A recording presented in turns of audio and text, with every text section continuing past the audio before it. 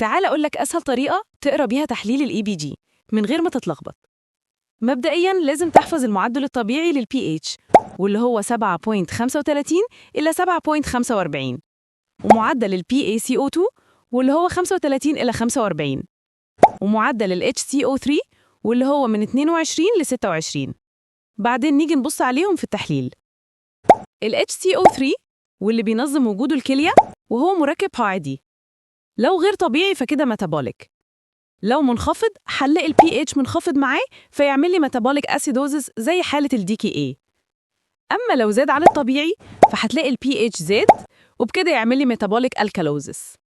أما لو ال PaCO2 هو الغير طبيعي يبقى المشكلة respiratory لأن الجهاز التنفسي هو اللي بينظم الغاز ده وهو غاز حامضي. لو منخفض عن الطبيعي فهتلاقي pH مرتفع فيعمل respiratory alkalosis. أما لو زايد فهيقل ال pH ويعمل لي respiratory acidosis.